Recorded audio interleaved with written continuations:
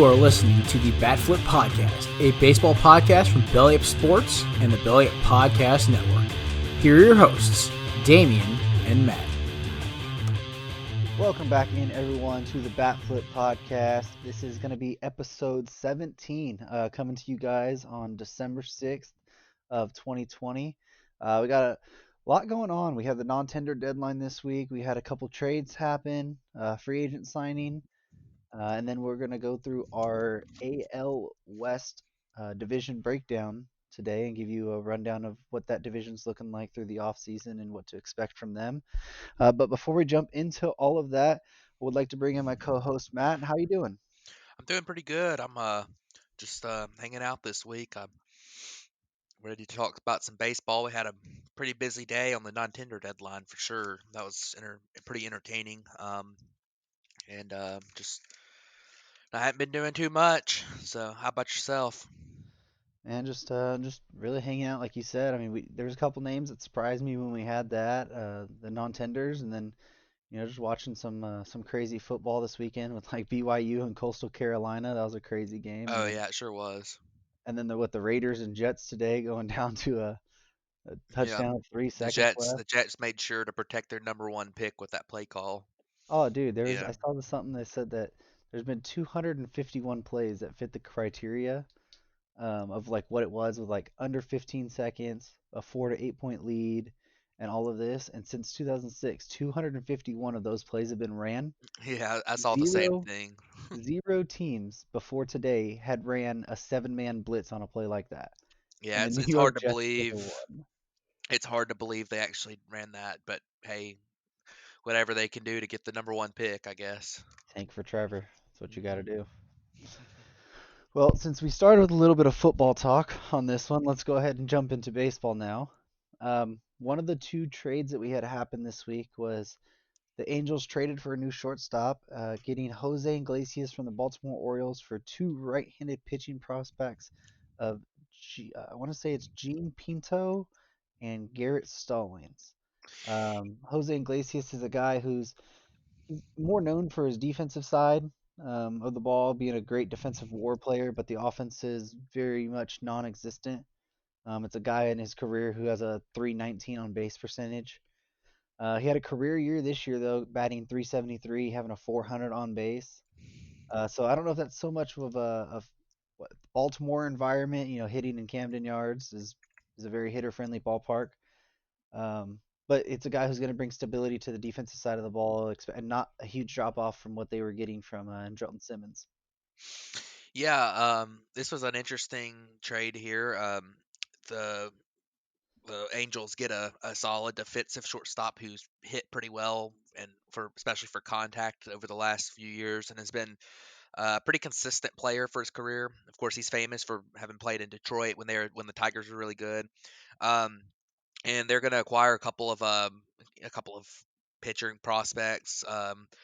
Gian Pinto is a low minors pitching prospect. He had pretty good numbers in rookie ball in 2019, but of course it's hard to find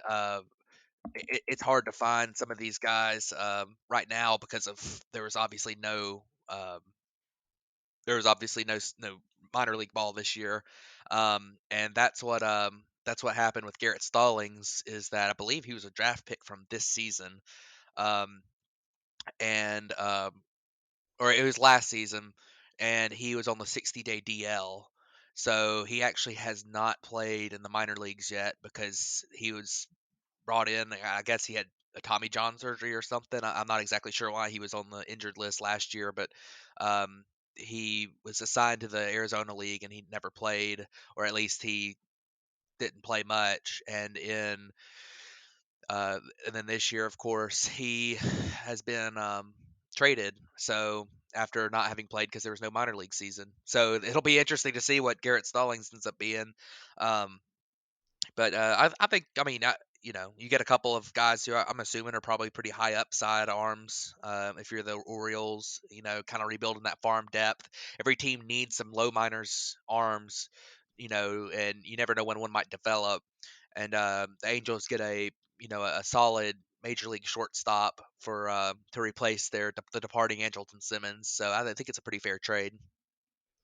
Yeah, it's very fair, and I think it's at least. The Orioles weren't probably expected to get much for him and get to two pitching prospects who, they're kind of in the middle of that rebuild as well, and maybe you can strike gold on one of them. Yes. And then for the Angels side, it just we'll talk about them a little bit later, but they have a lot of offensive pieces around that team already. He's kind of that defensive anchor that'll just kind of keep everything. Yes, he will. He's consistently good at defense, where some of those other guys are going to be kind of Yeah. iffy. And just a note on Garrett Stallings, he was a fifth round pick out of Tennessee. So that's where he came from a couple years ago. But, So not bad. yeah. But we did have one other trade happen, which was kind of a weird trade because it was said that he was going to be non-tendered, and then all of a sudden he's not non-tendered, and now he's been traded. But that's Corey Knebel has been traded to the Los Angeles Dodgers for a play to be named later or cash. So that's interesting. I mean, obviously, if you're the Dodgers, you're not really giving up anything for him. I'm assuming that since the cash could be the return, that you're not going to give up much of a player to be named later. But Knebel is he's been a solid. He was a closer for the Brewers for a while. He's a solid player, solid pitcher. He got injured, I believe, in the middle of 2018, and he didn't Yeah. play in 2019. And then this year had a pretty miserable season, but he only pitched in 13 innings. So I think this is a move for the Dodgers, kind of like picking up Blake Trinan. See if you got this guy who's before been a pretty elite reliever. See if you can, get that magic back for him. I think that's all this has to do. So, I mean, it's not really a bad trade for the Dodgers. And of course, the Brewers say, well, we could get cash or a player to be named later for somebody we're going to non-tender anyways, so we might as well. So, think, pretty good stuff there. Yeah, it was smart too for the Dodgers to jump on because supposedly when Knebel had he had talked to his agent, and he had said like, hey, we're gonna get non-tendered, and then we're gonna go out to the free market. His agent was already hearing from teams about potentially signing Corey Knebel. So there was actually going to be quite a bit of interest, and then before the transaction was actually completed, the Dodgers swooped in and did get him. He's a former All-Star, 2017. I think he led the league in saves that year, or he was 39 saves. yeah, he had 39 saves in 76 innings. 253 fielding independent pitching, a 178 ERA. But like you said, he needed Tommy John surgery halfway through 2018. He had pitched 55 innings, and then he's coming back this year. So he's going to be a bounce back candidate. Maybe he fills more of the role of Pedro Baez since he's a free agent now. I'm not sure what's going to happen with Blake Trinan as well. So guy who can, the Dodgers have found something about trying to, get these pitchers. If you look at Brandon Morrow or Joe Blanton or uh, who's the other one they did outside of Trinan? I forget, but they have a history of getting these guys who are on the downswing and turning around and finding something in them. So maybe this can be another one of those scenarios. Maybe But so, maybe so. but we did have one signing actually happen this week, and that was for another bullpen arm. The New York Mets signed relief pitcher Trevor May to a 2-year, $15.5 million contract. Yeah, so Trevor May he's played his entire career with the Twins. Um, Good pitcher. He actually was originally a starter and had a pretty good season in 2015 as a starter. With he threw he pitched in 48 games, but he started 16, so he wasn't a starter full time. But he pitched to a 3.25 FIP and a flat 4 ERA, which is pretty solid. And 2.5 wins above replacement that season. But since then, he's been a reliever. He had Tommy John surgery, and I believe it was during the 2016 season, but it might have been after the 2016 season. He didn't pitch at all in 2017, but he's been a solid relief pitcher. He throws hard, got a good fastball, got good spin rate. Um, in 2018, he was really good, a 3.20 ERA. 2019, a 2.94 ERA. He's just a solid relief pitcher. He's not gonna. I don't think he will be a closer for the Mets, but I think he will probably be. I think he will probably be a good setup guy for them. So solid signing. I mean, the price about what you would think is in line with a good setup guy. So um, I like the move for the Mets. They obviously, if you can afford relief, adding a pretty good relief pitcher off the market, then you should. So and he's a pretty good one. Yeah, I think this also, they're hoping that he can be a setup guy for an Edwin Diaz. I don't know if they still have Jerry's Familiar or not, but maybe Yeah. hoping he could fill that role. But what I think this really allows is that it allows Seth Lugo to move to the rotation full time. They're not going to have to worry about bouncing him back and forth to the bullpen, even though I think he's a better bullpen arm, but they seem to really like him as a starter.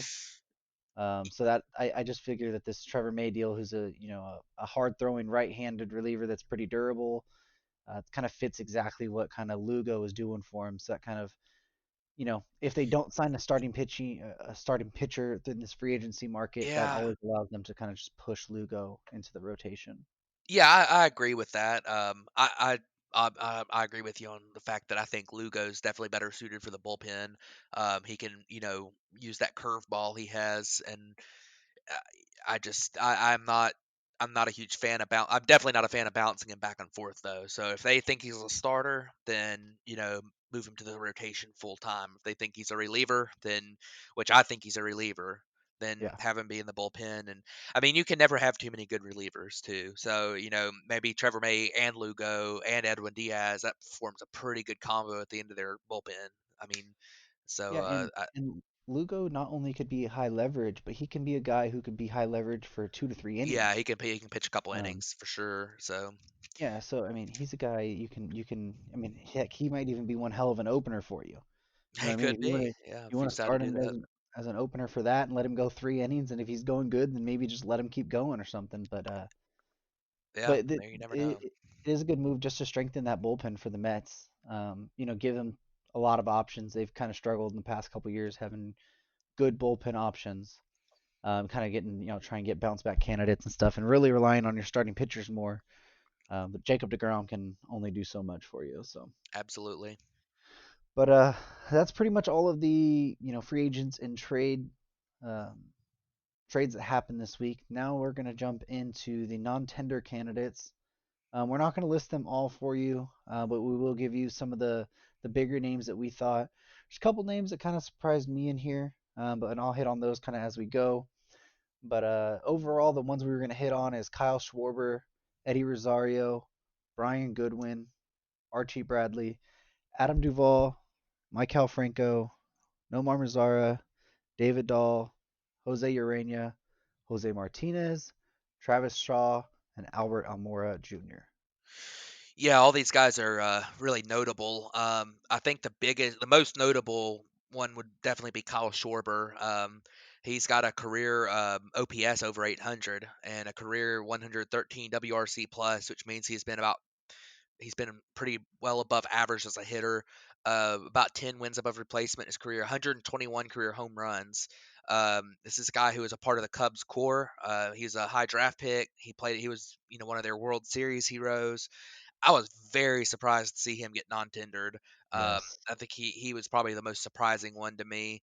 The a couple other big ones, Eddie Rosario from the Twins. He had a 277, 310, 476 career slash line, which is pretty dang good. 106 WRC plus. Actually been worth more than Schwarber in his career at 11 wins above replacement. Hit 13 home runs this year. Not he's a good player, but he hasn't been like a breakout, um, a super breakout guy. He hits the ball hard. His biggest problem is his plate discipline, though.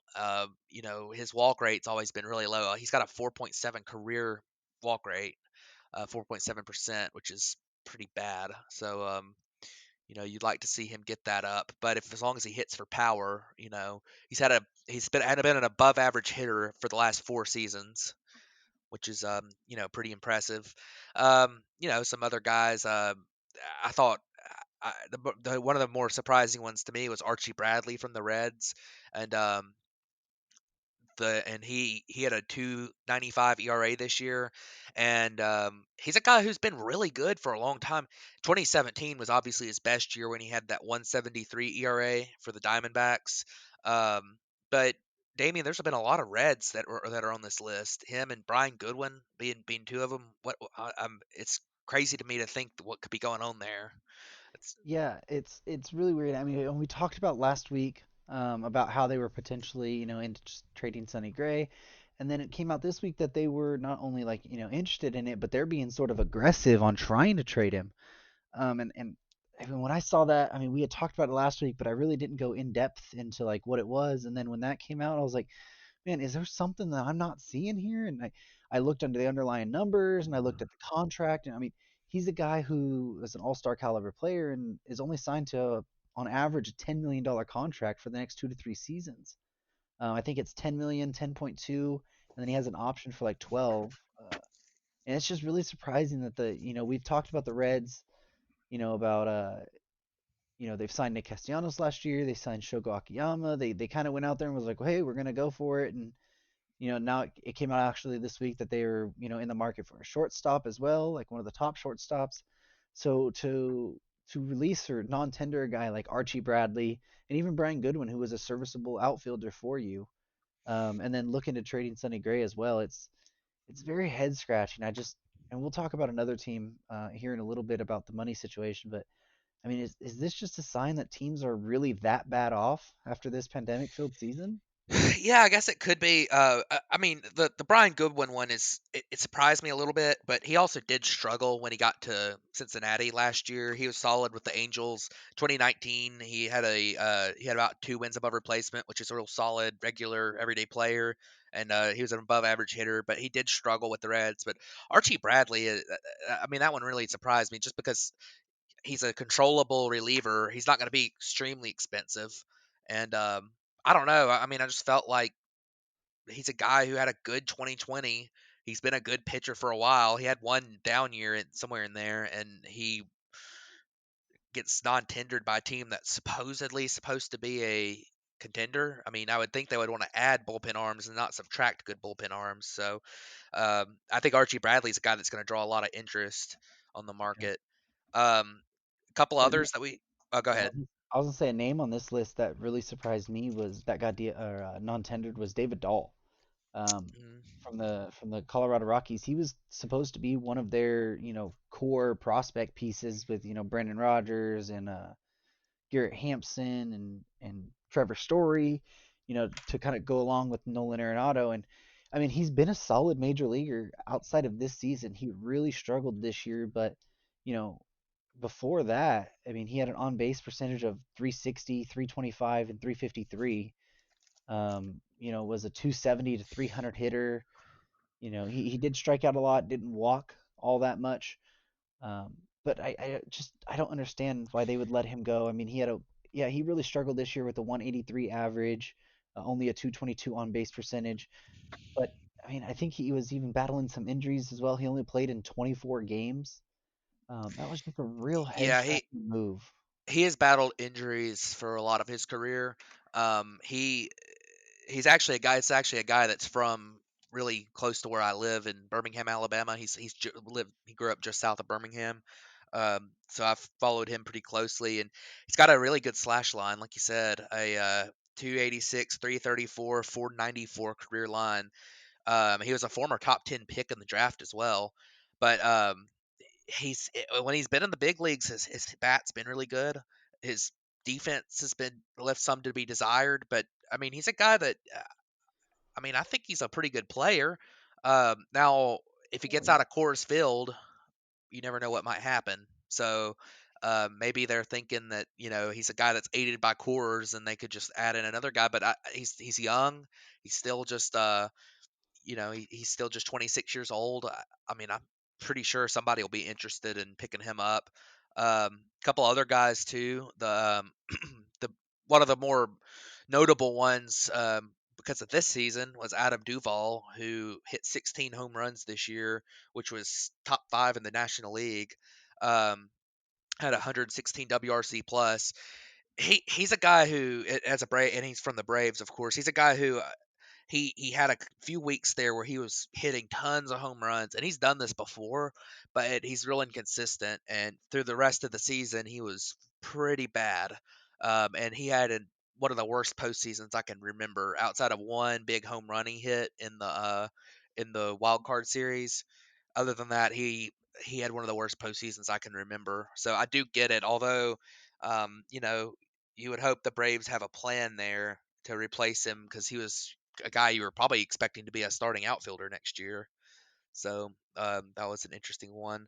Um, Michael Franco is another one. He's been inconsistent in his career, but he seemed to have a bounce back this year. He had 1.3 wins above replacement for the Royals, who are a team that's in obvious need of guys that can just be good major leaguers, and Michael Franco was one of them. He was really solid this year. He improved his defense. His bat was pretty decent. So I don't know. I don't know exactly why the Royals decided to non-tender him, but I do know they obviously have Hunter Dozier that can play third potentially, that they might be opening a spot up for there. Uh, but that was an interesting one, and a few others that were just kind of notable were Jose Urena. He's pretty average pitcher, 4.60 career ERA, but he was the longest tenured Marlin, so I figured we'd mention him. Nomar Mazara, he was traded from Texas to. Was he traded, or did he get non-tendered last year? Do you know? He was traded. He was traded. Okay, he was traded to the White Sox, and he struggled again this year. But he's a former top prospect, and seemed like for about 3 or 4 years he was the breakout candidate for every writer every year for a while there. Um, and a couple other guys. Travis Shaw, he was actually a really good player for a couple years there, 2017, 2018, after being a solid, bench player, utility type guy for the Red Sox. He had a 7.1 win above replacement for his first 2 years in Milwaukee, but he really struggled in 2019. And this year he bounced back a little bit. Had an okay year, not great, not terrible. Kind of an average player. So that was kind of a little bit surprising. Then Albert Almora and Jose Martinez, who was traded from the Cardinals to the Rays, and then from the Rays to the Cubs, and he pretty much did nothing this year. But he does have a 117 career WRC plus, which means he's a pretty good bit above average as a hitter. And Albert Almora obviously is notable just because he was one of those Cubs core pieces that won on the World Series, even though he was more of just a role player, that kind of a fourth outfielder, played some center field, platooned a little bit. As a former top pick, that one didn't surprise me at all, but it was interesting for sure. Yeah, a lot of interesting movements and questioning movements during this non-tender deadline, which we sort of see that every year. But it was a little bit. I feel like a little bit bigger names um, got got non-tendered this year. I don't know if that's because of the way the market's looking, or the way the pandemic has affected the season or whatever. But Yeah, and on that note, you mentioned that, and it seems to me like there's kind of a pattern here. The Reds non-tendered 2 guys, the Cubs non-tendered 3 guys out of these that were on this notable list, and obviously there were a lot of teams that non-tendered different players that we didn't mention, but there's 2 teams non-tendered about half of these guys that we considered notable. So that might be a couple teams that are trying to clear up some money space for sure. yeah. So. But let's get on to some of the rumor um, phases that we have of this episode. And one of the more interesting ones that actually came out today was that the Indians are eyeing the Toronto Blue Jays for a potential Lindor trade, with Lourdes Gurriel Jr. being one of the key pieces they want back. We've went in depth about talking about what Lindor is and how great of a player he is before. But it's interesting to hear Lourdes Gurriel's name. He's a guy who signed as an international free agent in, I want to say it's 2017. He signed a 7-year, $22 million deal. And with these international free agents, it's a little weird. His contract was for 7 years, which would be, you know, over the normal length of what a team would have a guy once he reaches the majors. But when his contract actually runs through 2023, he's actually arbitration eligible for 2024. And then he's a free agent in 2025. And his contract's relatively small. I mean, he's only going to make 3.5 million this year, 4.5 million the next year, and 5.4 in 2023. So that arbitration 3 year, he's only going to be looking at a salary. I mean, maybe even under 10 million. He shouldn't be getting that big of a jump, really. So that's an interesting name that the Indians, they have 5 years of control pretty much. They'd be getting if this was a piece that they can pull off. He's more of a corner outfielder. He can play some second base, but he's not great at it. So it'd be an interesting. We've talked about how they need more of a center fielder this year, but maybe that allows them to move Franmil or Josh Naylor to a DH role. Yeah, he was he's a pretty good player. He had a good 2020, 57 games. Had a 138 WRC plus. Hit 308, 348 on base, 534 slugging. Had 11 home runs. Um, he's a guy who can steal a few bases too. Last year in 84 games, stole 6. This year in 57 games, stole 3. So you could maybe count on him over a full season to steal 10 to 15 bases. Um, I mean, he's a guy who I don't think you're going to get a super high upside with him. He does hit the ball pretty hard, but his plate discipline leaves some to be lacking. His strikeout rate's steadily dropped, but he doesn't walk a lot. He's a pretty free swinger. It's a little bit like Yuli Gurriel at the plate. So you could obviously see him have a year where he hits really well and has a big year. And you could see him. I could see him develop into a pretty solid, everyday player. He already is a solid everyday player in my opinion, but I don't know if I were the Indians, I would try to get more upside out of Lindor, get a prospect who's got a higher ceiling. Um, I think Gurriel's ceiling's probably a pretty good regular, but I don't think he's got like an all-star ceiling, and I don't and he doesn't play a premium position. So if you're the Indians, I think you try to look at maybe kind of a shortened rebuild with the way that their payroll looks right now, where they trade a couple of these pieces and pick up a couple of solid prospects and try and maybe a 2 year rebuild instead of a long term rebuild. Um, but I mean, the contract speaks for itself, and Lindor is going to be owed a lot of money this year through arbitration, and then in the future, he's a free agent. So this is a controllable guy, pretty cheap cost. He can play every day. He's got, probably he's an above average regular as is his upside. So I think this would be a pretty solid move. I'm sure they would want probably someone else thrown in there for a guy the caliber of Lindor, but Yeah, Gurriel would definitely be the headliner here. yeah.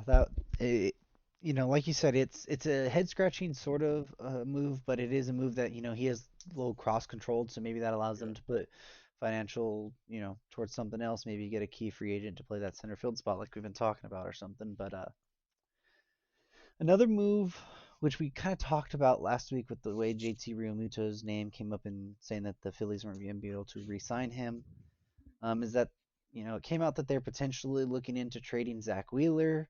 Last year, Zach Wheeler signed a 5-year, $118 million contract that takes him through 2024.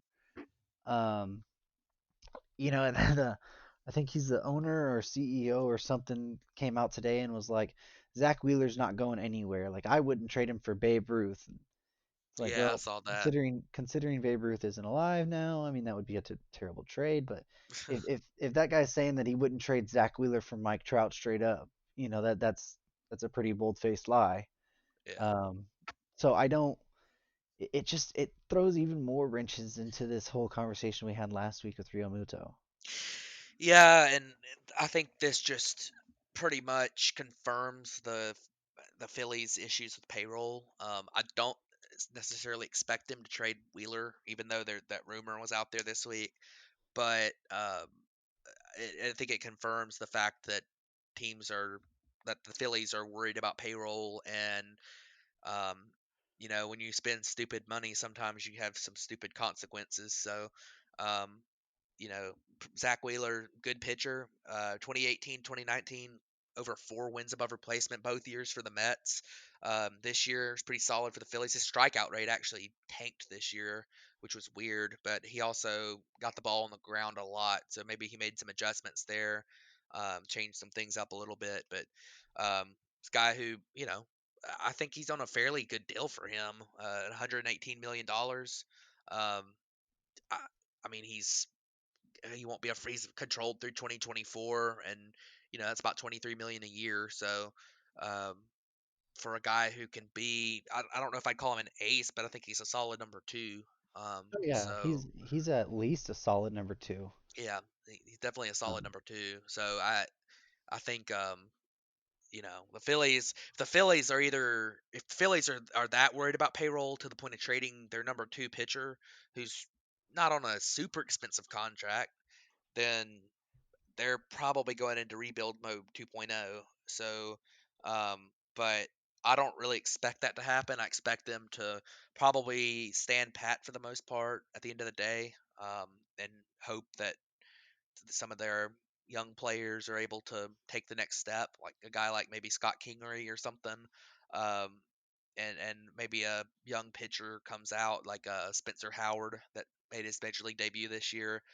But I definitely am not high on the Phillies trading Zach Wheeler. I think that's a terrible idea if they're still trying to win. If they decide to trade everybody and blow it up and rebuild again, then obviously I'm all about it.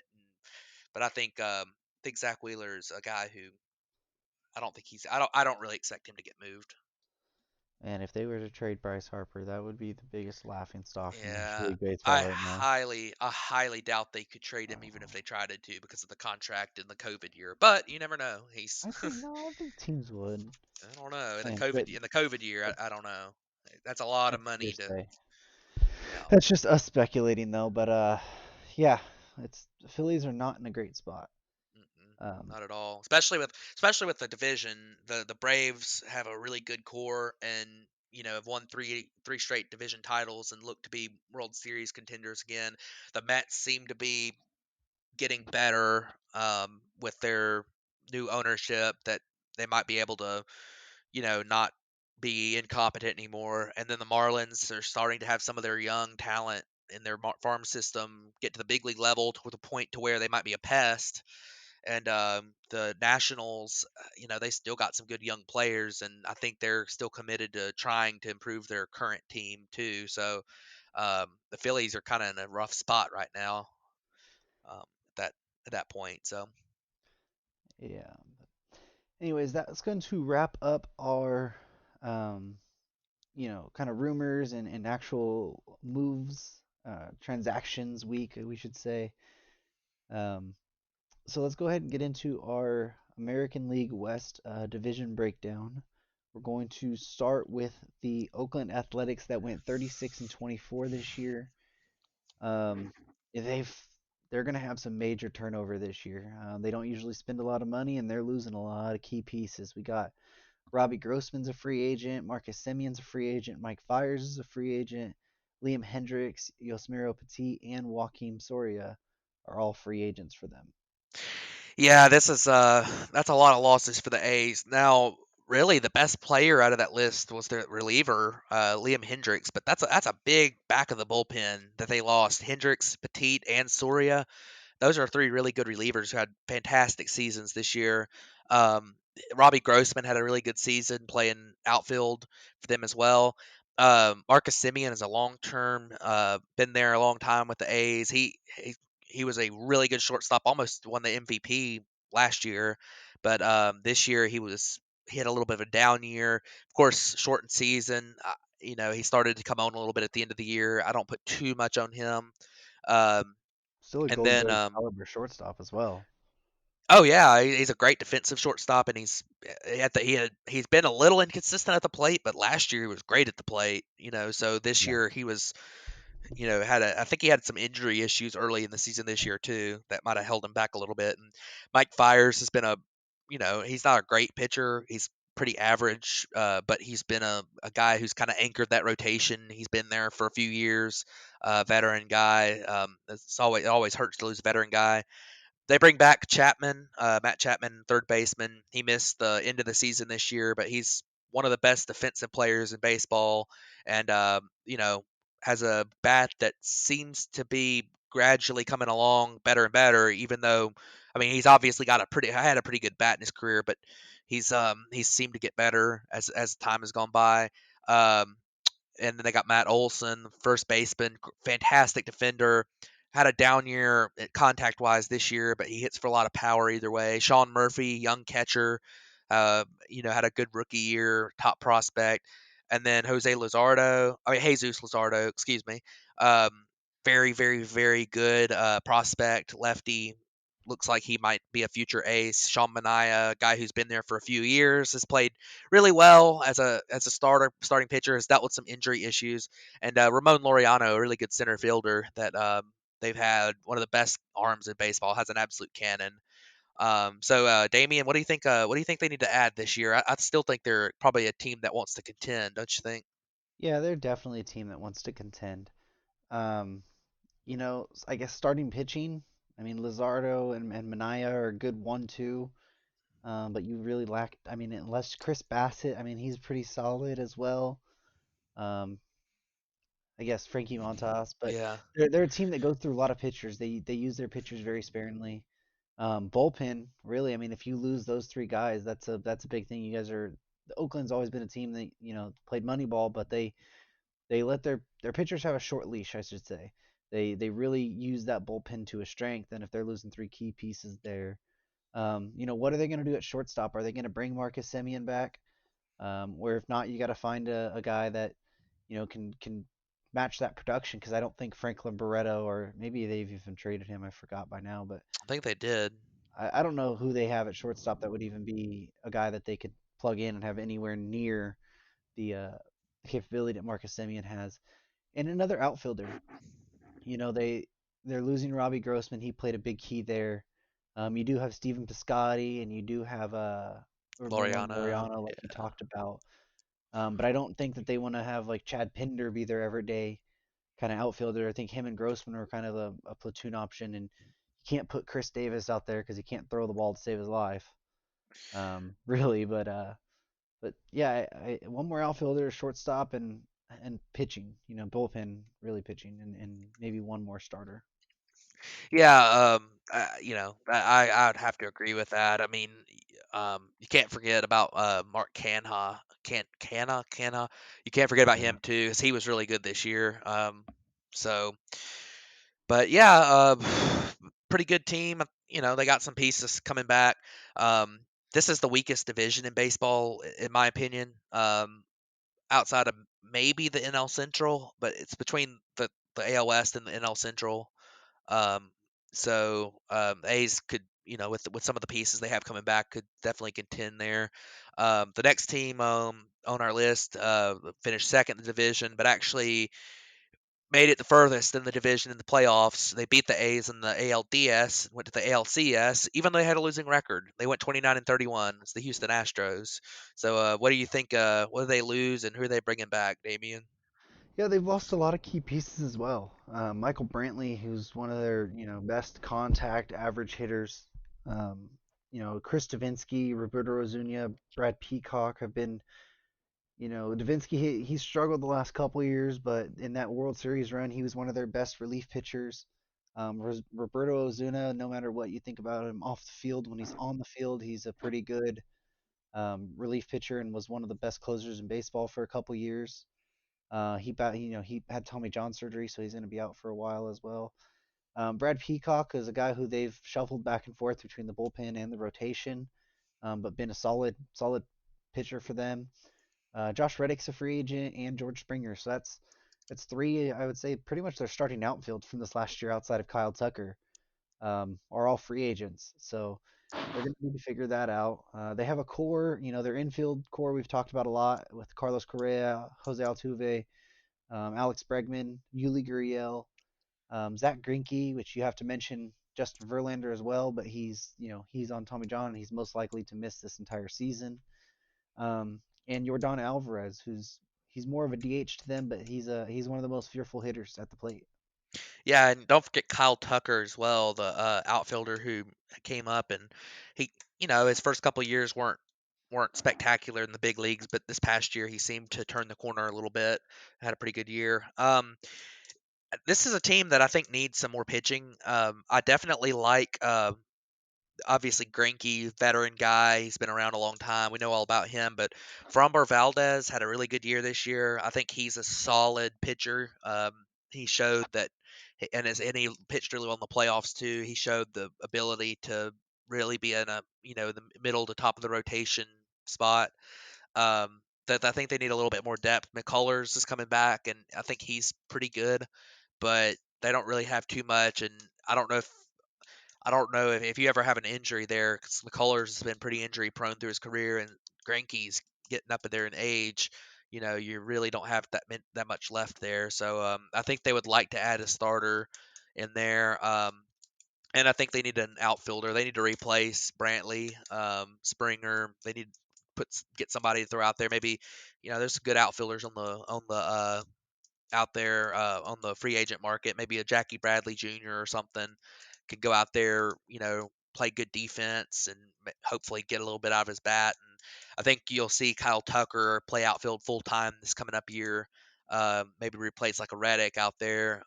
But I think the big question for the Astros is: are they going to go for it again? Because the score is still pretty good, especially when you talk about that infield: Correa, Bregman, Altuve, and Gurriel. It's a solid core in the infield. So are the Astros going to go for it again, or there was those rumors not too long ago that they were talking about maybe trading Correa. Um, you know, they're looking at different options, maybe going into a little bit of a rebuild. I mean, I would go for it again if I was the Astros with this core. I mean, I don't know how much you're going to get for a guy like Correa with his baggage off well, on the field baggage, I guess you would call it too, but um, from their cheating scandal. So, be interesting to see what they end up doing.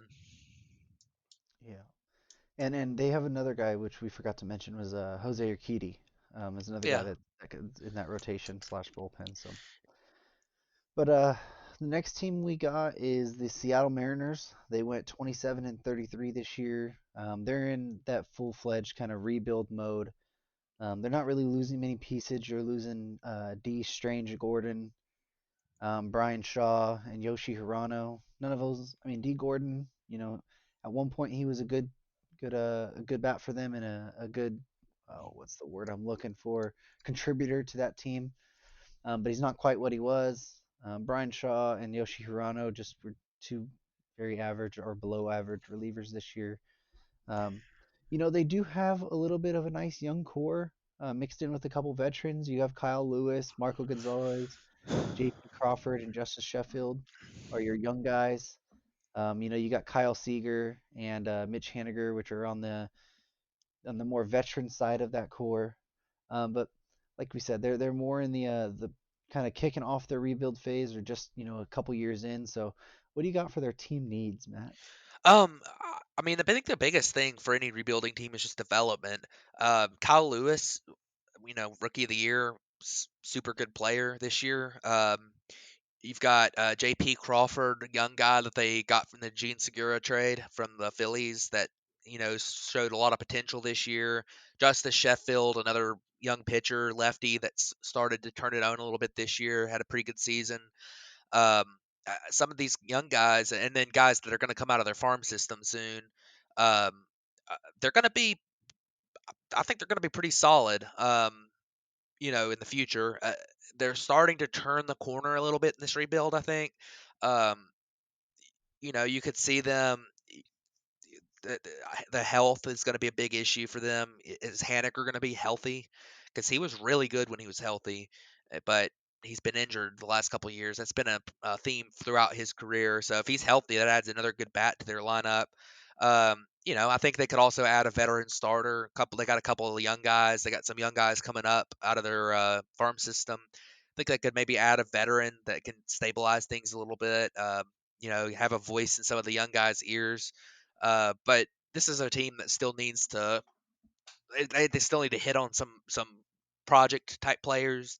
Bring up a couple guys who maybe aren't hot prospects, or bring in a couple guys that come off of waivers, maybe a couple of the non-tender players, maybe not the ones we talked about, but one of the couple of the lower ones that'll be a little bit cheaper, and just see what they got in them, see what they got, and hopefully have a couple more guys stick. And this team's not that far off.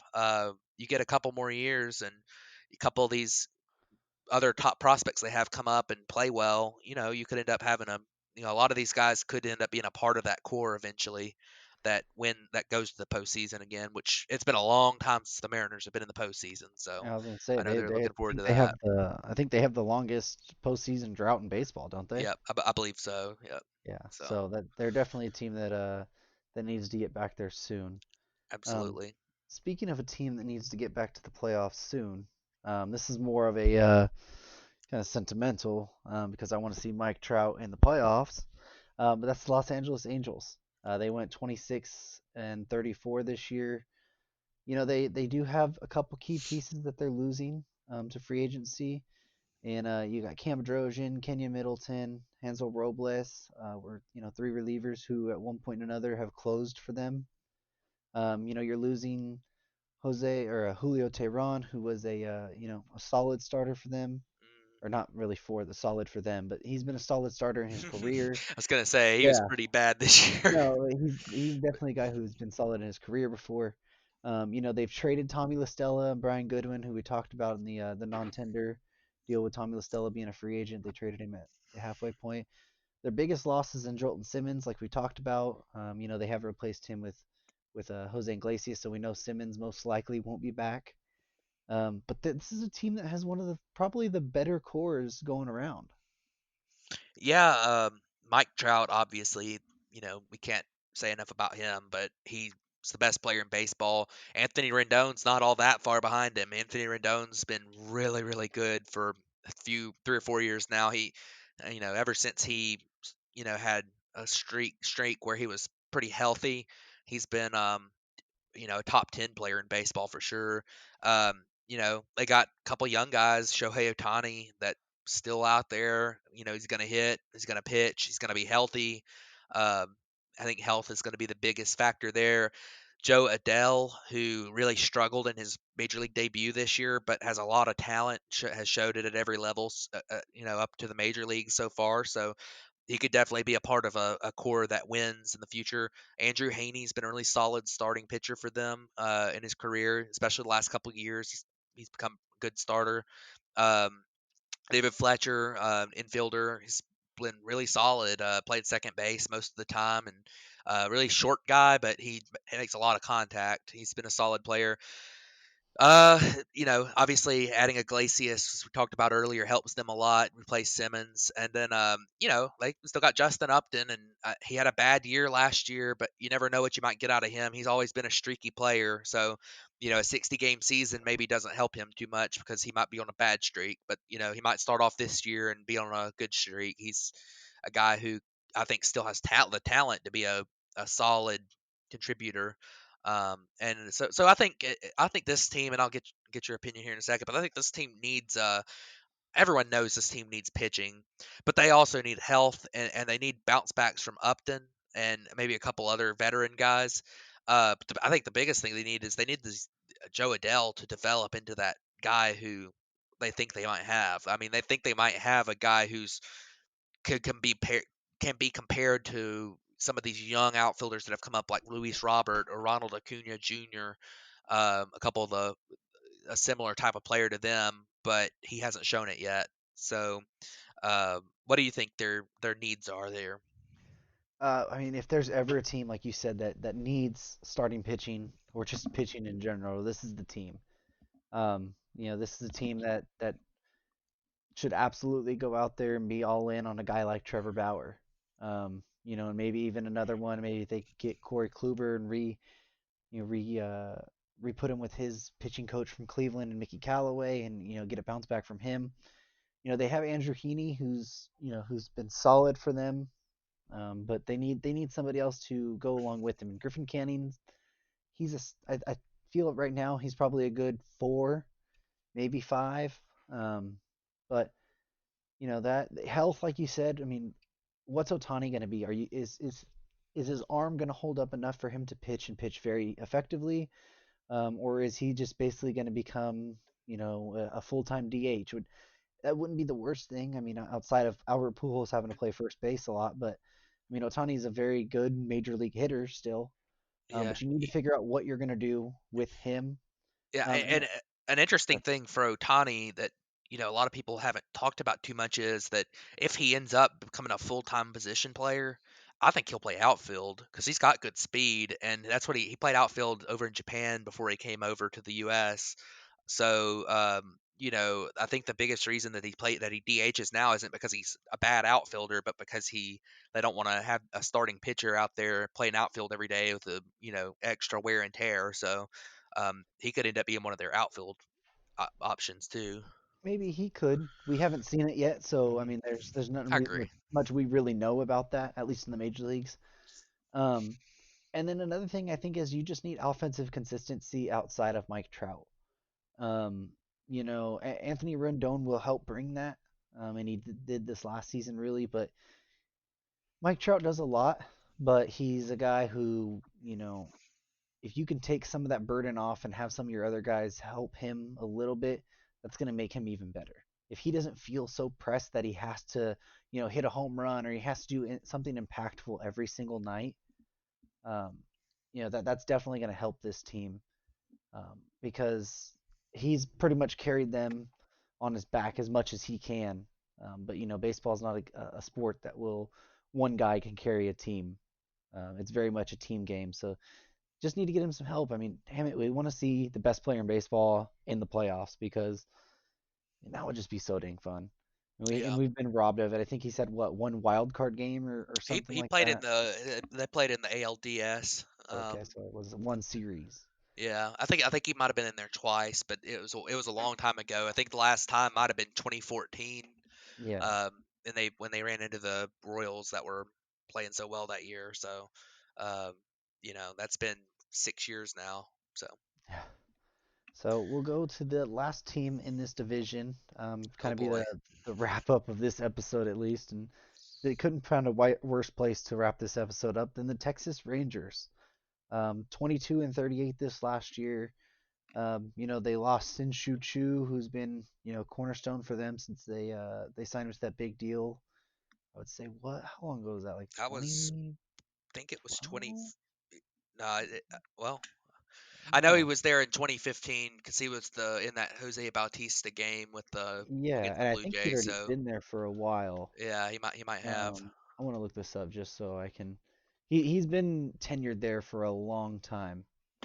But they did lose Jesse Chavez, who's been a solid, reliever, and sometimes he starts for him on occasion. Derek Dietrich, he's not a great player, but he does what he does pretty decently, which is just hit home runs and pimp them. Corey Kluber, who I mean, he's not really that big of a loss for him because they pitched like what, one game and then he tore his heck or something, and he's Yeah. out for the year. And then, Danny Santana, he's been a solid utility bat for him, but he's also a free agent. So what do you think about this Texas Rangers team? I mean, there's not much there. I mean, I really don't understand what they've been doing the last couple years. Um, it sounded like they wanted to go for it this past year when they traded for Kluber, but that made no sense because they don't really have much of a core. So, I mean, Shin-Soo Choo, Danny Santana, and you obviously talk about Elvis Andrews being there too, along with Joey Gallo. This past year, they were kind of expecting them to maybe take the next step, or I'm not really sure exactly what their thinking was. But then at the deadline this year, as they knew they were the worst team in baseball or one of the worst, they didn't trade their best trade asset that's not going to be there when they're good again. I didn't understand that at all either. So their core coming into this year is going to be Joey Gallo, Lance Lynn, who has been a really good pitcher the last couple of years, Isaiah Kiner Falefa, who has a young guy who is a former high rated prospect and has shown some progress in his development. I think they're going to play him at shortstop this year, and then went ahead and put down Rougned Odor because he's still there on a big contract, but he has been pretty abysmal the last few years. After having a couple really solid years for the Rangers, he was kind of part of their previous core that took them to the postseason a couple times. Um, and the Rangers' needs are they need to commit to a rebuild. In my opinion, they need to trade Lynn in the offseason, get everything you can for him, but there's no need for them to hang on to him. Trade Joey Gallo. I would trade him too. I don't really think he's a guy who ends up being a contributor for them when I think they're a pretty long ways off from being a playoff contender again. Um, Odor's on a huge contract, so you're probably gonna have to wait for that to expire. They don't really have all that many pieces to trade away. A couple bullpen arms, maybe too, like with Jose Leclerc, maybe be able to trade him away, get some good return. And hope for bounce backs. Elvis Andrus wasn't good this past year. Hope he bounces back. Hope somehow the ghost of Rougned Odor turns into 2015 Rougned Odor. That was actually pretty good. Um, but I just don't really see this team. I don't see this team doing much this year or for the next couple years. I think the best thing they can do is trade their top assets, get what they can, and go into rebuild mode. Make good draft picks. Get try to get some. Develop your young players. Develop the guys coming out of the farm. Their farm's not horrible, but it's not very good. So they just need to add pieces for sure. Yeah, it's gonna really suck for that organization too, since they just opened that brand new ballpark, and then their team's not really in that Yeah, good of a spot to yeah, to make it competitive. So I guess Rob Manfred will just keep trying to put that neutral site World Series in Texas so that they'll get that revenue from it. yeah, But yeah, like you said, this is a team that they're in that full-fledged rebuild. I mean, they're just kind of at the beginning of it. Trade Lance Lynn, hell, trade Joey Gallo right now. I mean, his value. I mean, it's a little lower right now because he was injured this past season. But you don't want to wait too long and not get as much as you could get from him. I still think there's quite a few teams out there that would still, trade you a solid prospect or two to get Joey Gallo on their team. So, yeah. but that's gonna wrap it up for this division, which was the American League West. We'll hit the NL East next week, and hopefully we have a little bit more, uh, more moves happen. We don't have any deadlines to really push anything, but hopefully stuff starts trickling back out. It was a good week for us for some little rumors and with the non-tenders and a couple Yeah, other moves that happened on top of that. But I you got think any you're gonna. final wrap ups? Yeah, I mean, I think the non-tender deadline shows a little bit about what we're gonna see from this off season. You look at the players that got non-tendered, some of them being real surprising and big contributors on their teams. Um, it kind of goes along with that whole the money situation is going to be tight for a lot of teams going into the season and throughout this off season. So that's also backed up by the Phillies rumors coming out. I think things moving along slowly. I mean, you're still seeing some stuff. You're seeing rumors. You're seeing teams, get make a couple trades, not a ton of trades. You get the Trevor May signing. That's one of the pretty big bullpen pieces out there.